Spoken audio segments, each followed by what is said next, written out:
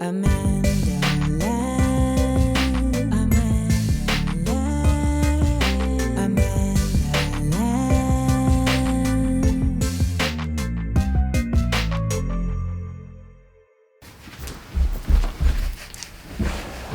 Hello, episode 2. We're doing this. We're moving. We're going. If this is your first time joining us, welcome to Amandaland. This is a little show I created where I basically just answer questions that y'all be asking me. And sometimes I bring in other folks to answer them. Sometimes I bring in other characters. I mean, sky is the limit. Why? Because it's Amandaland. Anything can happen. So, let's get into our first question of the night. What's up, Amanda? I own a small business and a lot of my close friends are my clients, but they're always asking for discounts. Can I say no, or should I still give it to them because they're my people? Jasmine Brown, Santa Monica, California.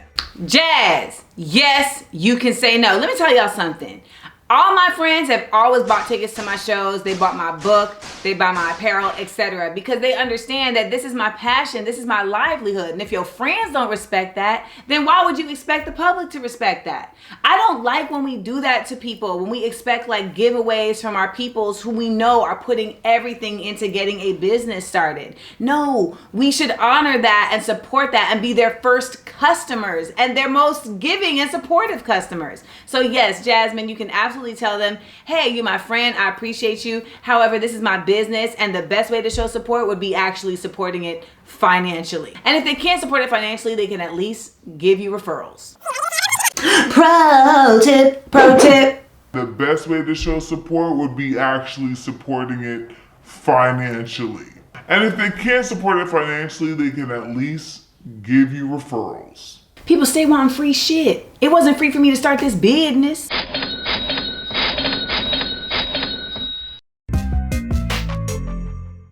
Amanda, I'm usually such a positive person, but my roommate has been going through some things and she's projecting a negative energy onto me. I want to help, but I also think I should preserve my peace. What do I do? Michaela Broussard, New Orleans, Louisiana. You know, well, shout out to New Orleans. Michaela, I understand how you're feeling because, well, even if we weren't in a pandemic, you're still living in a space with somebody, and that means you're sharing energies. But the pandemic only exacerbates things because I feel like you're spending way more time exchanging energies than we normally would. And so with that being said, a lot of us have had to learn how to interact with other people and other energy in a way that we never really had to. And I feel like the more of us that can really learn how to do this when we get out of this pandemic, it's going to make our society function so much better.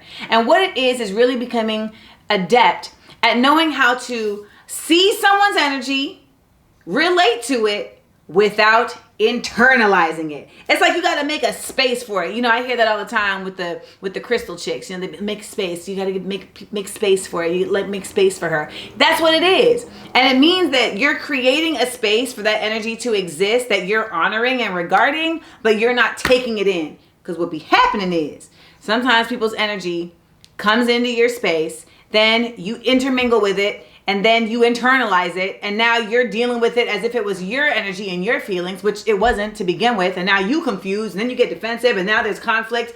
Listen, we've all been there, we've all done it.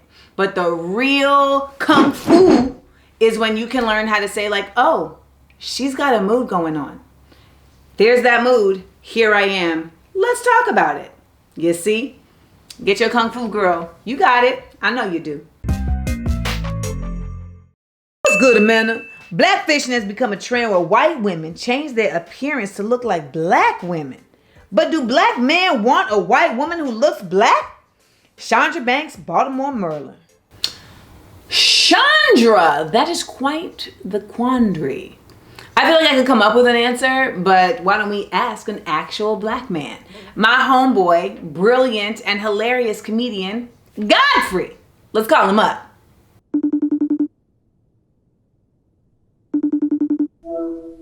Godfrey, welcome to Amandaland. What up? I'm so happy to be in Amandaland.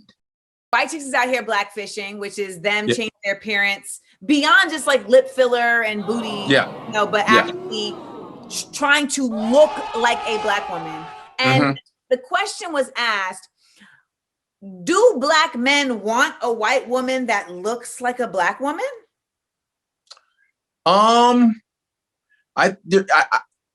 There's some black dudes that just like white girls. They want them to look white.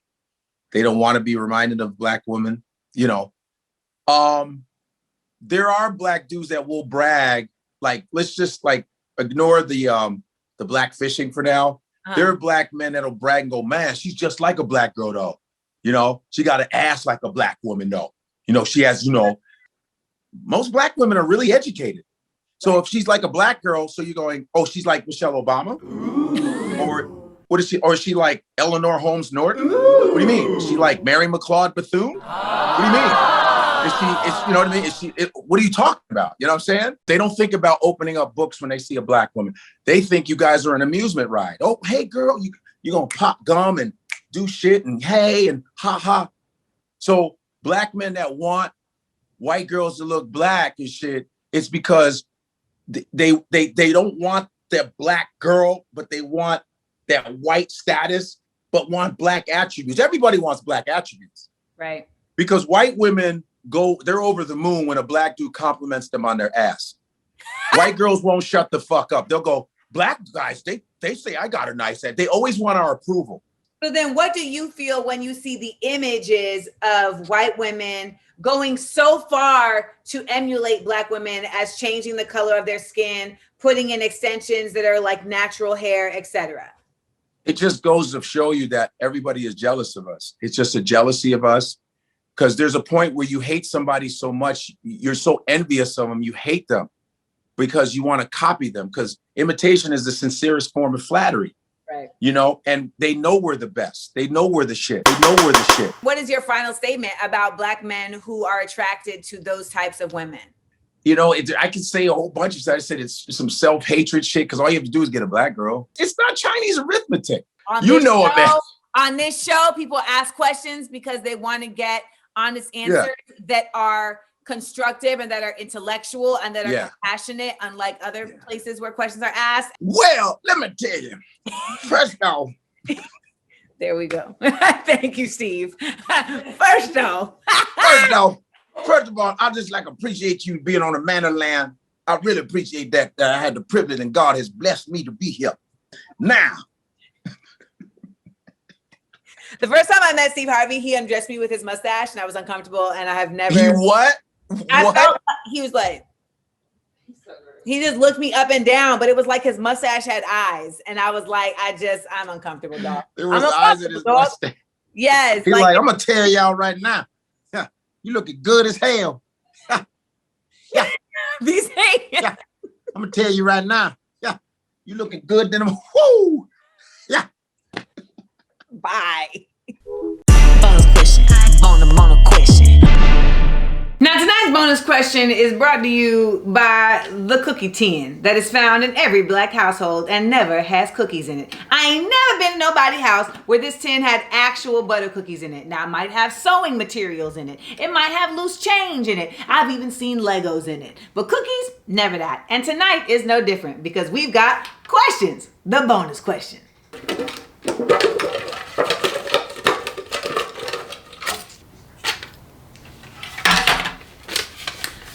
Hey Amanda, are you getting the COVID vaccine? What do you think about it? Crystal Chapman, Atlanta, Georgia. Wow, y'all getting personal. Don't take it personal. You know, I don't want to influence anybody on what they're going to do around the vaccine. I will just say this. I am all about information and I am gaining information. I think it's really important that everybody do what feels right for them. And that is often not what people are doing. People are being influenced by all other things. You got to take in what you feel good about, what your situation is, and make that move based on that. And that's that. Now, if you're in Atlanta, I know y'all out there doing all types of wildness. So I don't even know if the vaccine going to work for y'all. I see them at the skate park, the skate rink, skate weddings. They at skate brunch. Whew. ATL got it. Now, I want to see y'all talking about this because as a society, it's affecting all of us. So go down there in them comments. Who's getting the vaccine? Why? What? Who? Where? Etc. Etc. Etc. And now for your bedtime tea.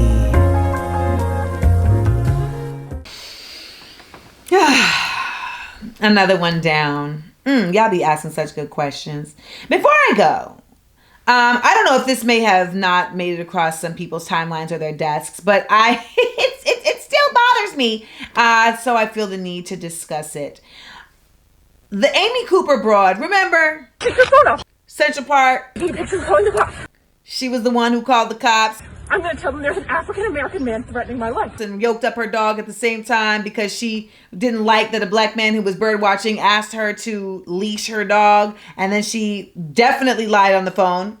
I'm sorry, I'm in the Ramble, and there is a man, African-American, who has a bicycle helmet. He is recording me and threatening me and my dog. Remember her? Well, remember that the man that she was speaking to, which was a brother, he actually decided not to press charges. His choice, not the choice I would have made. Now, she is suing her employer for discrimination, for being let go in the wake of this whole fiasco. The white womaness is appalling. But not shocking.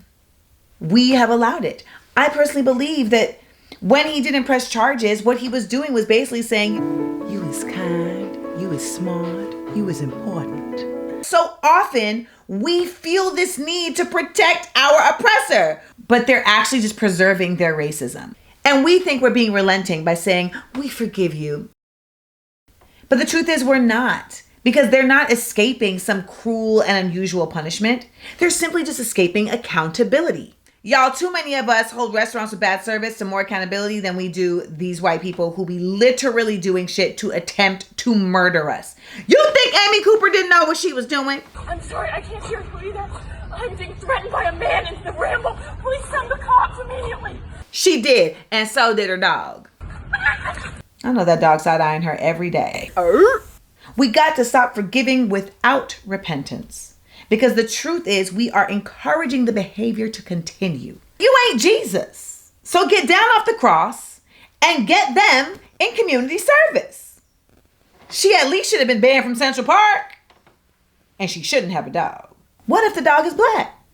Remember to like, comment, share, and subscribe. And, just know that if someone does some shit over here, we are pressing all the charges like a flat iron. Good night. Good night and sweet motherfucking dreams.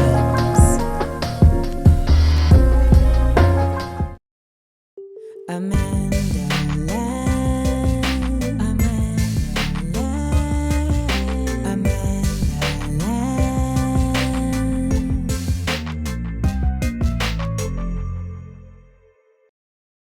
For me personally, how I deal with it was that I know every single person asking me a question can't play as well as I can and never will. So no matter what you say or what you write, you'll never light a candle to me.